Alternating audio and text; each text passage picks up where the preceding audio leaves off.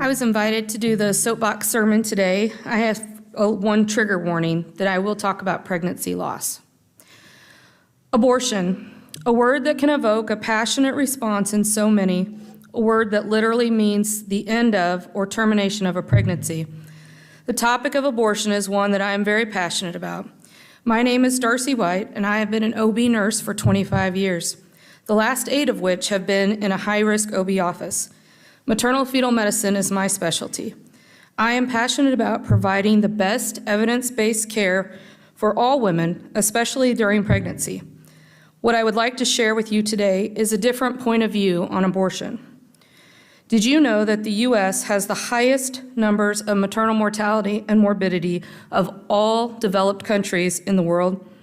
In 2018, the U.S. had 17.4 deaths per 100,000 live births. That's from beginning of pregnancy to 6 months postpartum, 6 weeks, In comparison, Australia has 4.8, the UK has 6.5, and Canada has 6.8. In Missouri, our numbers are double that. We have 34.6 per 100,000 live births, women die due to pregnancy complications. The worst state in the country is Louisiana at 58.1, Texas is 34.5, and California is only 4.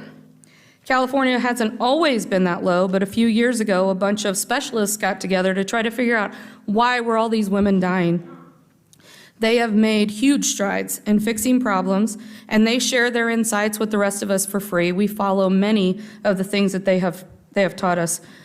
Across the country, we're working hard to bring these numbers down, but in the meantime, back to my point of view. Not all abortions are unwanted pregnancies. That's right. I know that's not what we typically hear, but it is true. Pregnancy terminations sometimes happen in very desired pregnancies. It doesn't really make sense when you first hear it, but it is 99% of all terminations that I deal with in my job. First of all, in pregnancies in general, 1 in 4 or 5 will end in a miscarriage or spontaneous abortion in the first trimester. Many of these are thought to be a genetic mismatch. Some of these genetically abnormal pregnancies survive and continue past the first trimester. They can end up being a triploidy that is incompatible with life. Sometimes embryos implant themselves in the wrong spot, like in a fallopian tube, becomes an ectopic pregnancy, in a uterine scar from a C-section previously, also in a cervix. Once pregnancies implant, they start to grow. They don't know where they are, and if they're not inside the uterus, that can become very dangerous for a mother, and the pregnancy must be terminated or that area will rupture and she could die.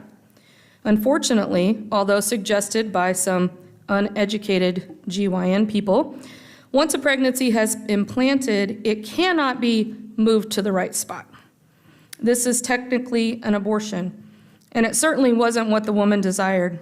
It was a wanted pregnancy that had to be terminated. Around 12 weeks, women may have an ultrasound to check dates, viability, and for genetic testing. At this time, it's common to find abnormalities of the spinal cord and brain if they exist. I have a friend who discovered at 13 weeks that her baby did not have the majority of its brain. It's called anencephaly. It was also having seizures almost continually. And as a pediatric nurse, she understood that only a brainstem and constant seizures was not compatible with life. She grew up with a Catholic. This was a very tough decision for she and her husband to make. The choice to terminate that pregnancy to prevent their baby from any more suffering and pain. This was a wanted pregnancy that was terminated. At 18 to 20 weeks, all babies are looked at on ultrasound to make sure all their parts are there and growing appropriately. This is usually when we find out the sex of the baby. Many times this is also where congenital anomalies really become apparent because the baby's big enough to see them. There are some conditions that can be corrected with fetal surgeries that are amazing in the things that they can do, but most cannot.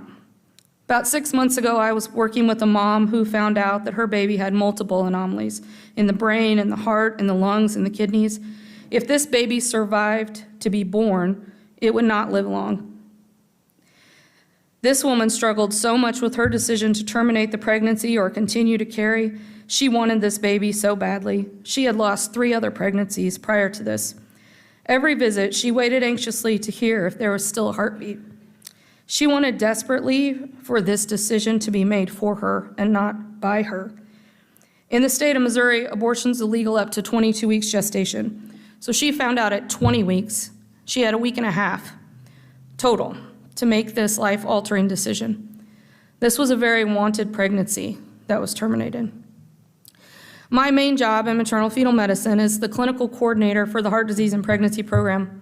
We care for women with any and all heart conditions, from as simple as palpitations and tachycardia to corrected congenital hearts, to a woman who had 6 stents following a heart attack at 36 years old, to heart failure of a 23-year-old. Just because your heart is sick does not mean that you can't get pregnant. Sometimes this comes to a complete shock to a patient. If I am too sick to carry a pregnancy, why would my body get pregnant? Unfortunately, your uterus doesn't always get the message. Pregnancy is like a stress test for the heart. Blood volume doubles by the 3rd trimester, but starts as early as 6 to 8 weeks. The heart remodels itself as it stretches to account for that extra volume. Now, for a healthy heart, this usually works out just fine. But if your valves don't work right, or if your heart is already stretched, floppy, and doesn't pump well, it might not be able to handle this. This doesn't always, or even typically, mean it will kill the mother during pregnancy, but it can advance her already damaged heart beyond repair. If she already has children, this is a big consideration.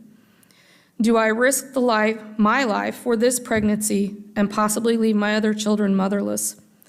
Many women choose to continue, and we do everything possible to get mom and baby through safely. Some choose not to continue. A wanted pregnancy that was terminated. If state control abortion laws, and some that are proposed and have even passed in a few states, women will no longer have the choice to decide these things, no longer have the decision-making ability in their own health care. Pregnancy is a health care condition, the only one that is regulated by the government. Like all healthcare decision, I believe abortion and pregnancy termination should be decided by a woman and her healthcare provider. A choice to end a pregnancy is never easy.